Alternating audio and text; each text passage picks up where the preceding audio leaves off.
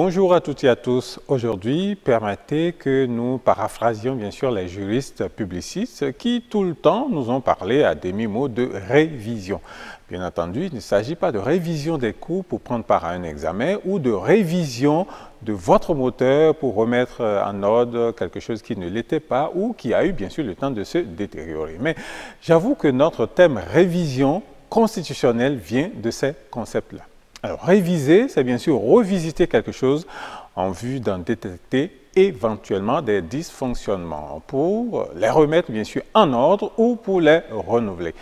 Parlant donc d'une révision constitutionnelle, d'abord, c'est quoi la Constitution? Alors, la Constitution, je ne dirais pas que c'est la Bible d'un État, puisque la Bible est éternellement immuable. La Constitution, c'est d'abord le code de conduite d'un État. C'est une loi, et on l'appelle d'ailleurs la loi fondamentale, une loi donc qui régit la vie d'un État, avec tout ce qu'il comporte. Alors, puisque la vie change, évolue, se transforme, même conformément bien sûr à la loi de Lavoisier, il faut bien sûr adapter les textes aux réalités en les conformant à cette évolution-là. Alors, parlant donc de révision, la structure habilitée au Bénin et dans plusieurs pays bien sûr, c'est le président de la République ou l'Assemblée nationale. Et donc l'organe habilité à en prendre l'initiative décide que compte tenu de telle ou telle difficulté, de telle évolution, il est important de modifier un certain nombre de dispositions de cette loi. Et donc, certains passages de ce texte sont revus et corrigés et c'est cela qu'on appelle bien sûr la révision de la Constitution.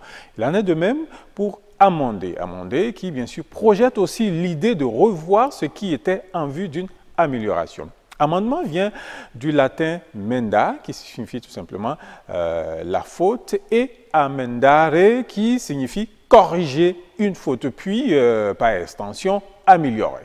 C'est donc comme la révision, apporter une modification à quelque chose, c'est la différence avec la révision qui, elle, concerne ou du moins parle du texte. L'amendement précise la portion du texte concerné. On peut dire qu'on veut réviser la Constitution béninoise, par exemple, et pour le faire, on va amender l'article 42. C'est l'article, bien sûr, qui fait beaucoup polémique au pays. Ou encore, on va modifier l'article 42. C'est du pareil au même. Cela n'empêche pas non plus de parler de modification ou d'amendement de la Constitution. Par extension, cela veut dire qu'on veut toucher à des portions de la Constitution. Cependant, il y a un bémol. Lorsqu'on dit par exemple réviser la Constitution, cela renvoie tout simplement à une idée générale qui peut aller jusqu'à revoir de fond en comble le texte, ce qui peut bien sûr emporter comme conséquence le changement de l'essentiel du texte. Mais ce n'est pas l'idée première. L'idée première, bien sûr, c'est revisiter le texte et par suite, on verra si c'est une simple modification ou si ce sont des amendements qu'on veut tout simplement apporter. C'est encore là la différence. On peut parler de plusieurs amendements, c'est-à-dire plusieurs changements, plusieurs modifications, mais on parle d'une et une seule révision et c'est justement cette révision qui passe par le changement de certaines portions du texte. Bien entendu, on ne parlera pas de révision sans évoquer bien sûr la procédure. Il y a forcément une procédure à suivre pour réviser une constitution et chaque constitution prévoit le chemin à suivre pour sa modification. En règle générale, il y a ce qu'on appelle l'initiative des lois. Ici, elle appartient au gouvernement qui peut faire bien sûr ce qu'on appelle un projet et à l'Assemblée nationale qui peut faire une proposition. Quelle que soit la forme, le texte atterrit à l'Assemblée qui l'examine et l'adopte.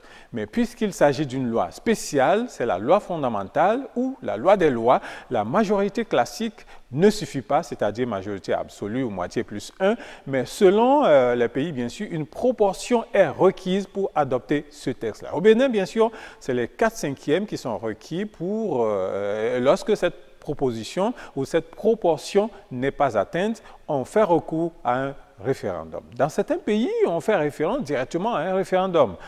Voilà donc de façon schématique la procédure lorsque le texte est adopté. Il entre donc en vigueur et est exécuté comme loi d'État dès sa promulgation par le chef de l'État. S'il y a un souci, c'est juste un mot, on est prêt bien sûr à une révision, hein.